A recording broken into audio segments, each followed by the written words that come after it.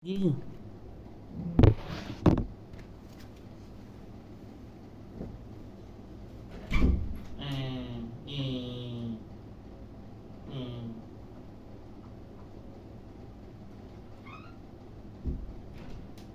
Dapat tadi. Dapat pun satu dapat. 20 dia tak masuk tadi. Tak masuk tak.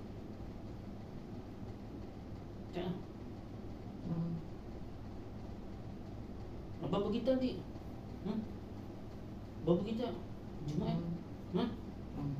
Tak dah agak lah. Dia kalau puasa apa tak pergi.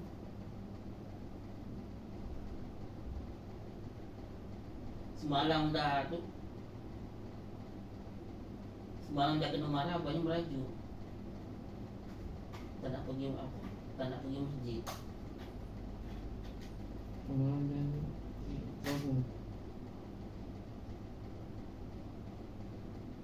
Tadi sahur tadi mak abang kena marah dia. Ni apa dengan mak ke dia?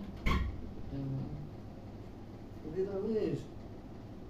Ini sekarang pukul 1, dia 1:30. 1:30 pergi.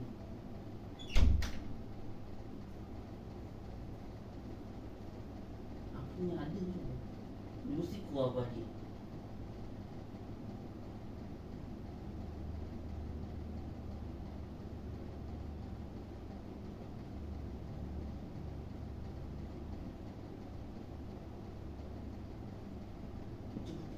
Cuma sekejap ni.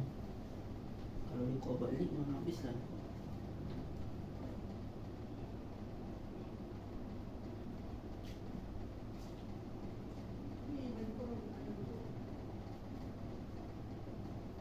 Tak ada orang di rumah je dah. Balik dah rasanya.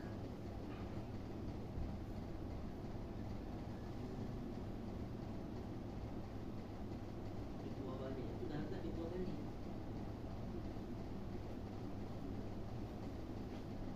Kira pandang ada lagi mengapik. Tak ya?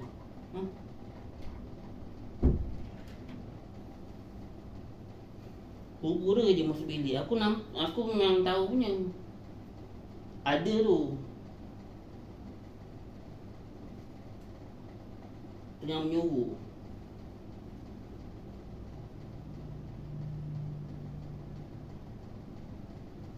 Tadi baru je bunyi apa pintunya, apa pintu bilik air bunyi dedak. Pintu bilik air.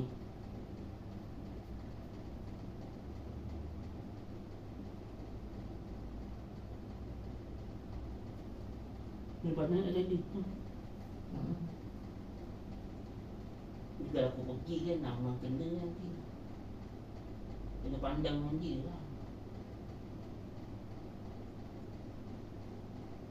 Dia pandai dia duduk situ. Nanti kita duduk lah tu.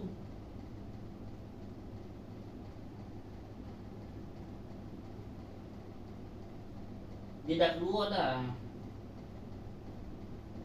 Dia duduk sekejap je. Lepas tu dia keluar balik. Duduk kat depan ni. Depan tu lah. Orang tamu tu.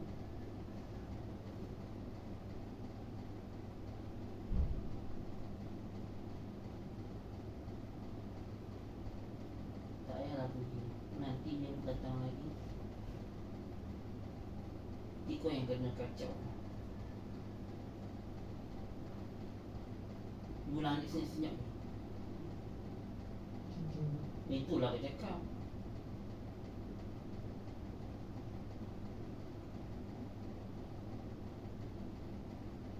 Satu.